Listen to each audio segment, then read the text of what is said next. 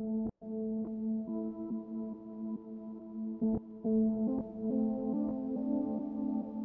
was June 12th, 2007, as I sit here recounting the horrors I experienced in that wretched house. A shiver runs down my spine. It all began when I made the decision to escape the suffocating grip of the city and seek solace in the countryside, in the house that once belonged to my dear departed grandparents. Little did I know that this innocent retreat would become a nightmare I could never forget. Summer had arrived, casting its warm golden rays upon the land, and the allure of my grandfather's house tugged at my heartstrings. It stood proudly on a vast expanse of land, surrounded by sprawling meadows and dense woods. I longed for a taste of tranquility and a break from the monotonous rhythm of city life. However, I was oblivious to the sinister secrets this house held. As I approached the old wooden front door, a peculiar sensation washed over me, as if the house itself was beckoning me. The hinges creaked with resistance as I pushed the door open, revealing a dark, musty interior. Dust danced in the rays of sunlight that managed to penetrate the dilapidated windows, painting a melancholic picture of abandonment.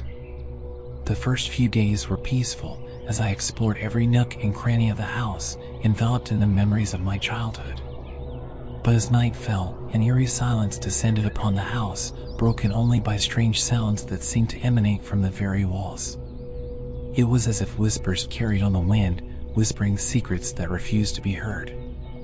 Images began to haunt my dreams, disturbing visions of masked men lurking in the shadows. I woke up drenched in sweat, my heart pounding like a war drum. At first, I dismissed these nightmares as figments of an overactive imagination, a consequence of the house's history. But soon, the line between dreams and reality blurred, and I realized that I was not alone. One fateful night, I awoke to the sound of shuffling footsteps and muffled whispers echoing through the house.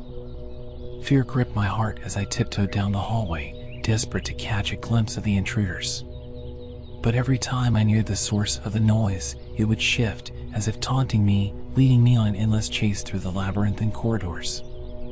Finally, I mustered the courage to call the police, my voice trembling with terror as I relayed the events that had unfolded in that house. They arrived promptly, their presence instilling a fleeting sense of safety within me. But to my dismay, they found no trace of the intruders. No signs of forced entry, no footsteps, just the lingering fear that hung heavy in the air. Days turned into weeks, and the haunting continued. The masked men reveled in their malevolent games, toying with my sanity. Objects would move on their own, shadows danced menacingly on the walls, and disembodied whispers echoed through the halls. Each night became a battle to maintain my sanity, a desperate struggle to hold on to reality. I became a prisoner in my own home, the walls closing in around me as the masked men tormented my every waking moment. Their presence loomed over me, their hidden faces a constant reminder of my vulnerability. I could no longer distinguish between day and night, as the horrors persisted without respite. In the end, I made the decision to abandon that house, to escape the clutches of the supernatural forces that had invaded my sanctuary. As I left, I glanced back one last time, the weight of the memories and the unexplained terrors etched into my very being. The police investigation yielded no answers, and the truth behind those masked men remained a mystery. To this day, I cannot escape the memories of that summer. The nightmares still haunt my dreams, and I am forever changed. The countryside, once a symbol of serenity, now holds a sinister allure that sends shivers down my spine.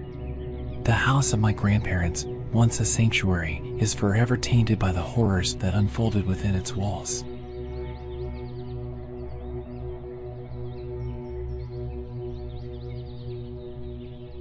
Only a few days left until the new year 2019. As I sit here, staring at the flickering screen of my laptop, I can still hear the distant sound of my family's car fading away into the night. The house feels eerily quiet, and an uneasy feeling creeps up my spine. I'm alone, completely alone, for the first time in my life. Little did I know, this night would unfold into a terrifying ordeal that would haunt me forever. As darkness descended upon the neighborhood, the once familiar surroundings transformed into an abyss of shadows. I tried to distract myself by delving into a book, attempting to ignore the strange creaks and whispers that echoed through the empty hallways.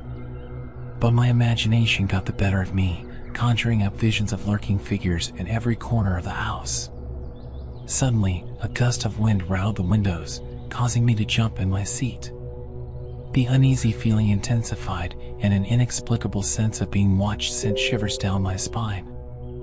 I couldn't shake the sensation that something was amiss, as if an invisible presence had infiltrated the house.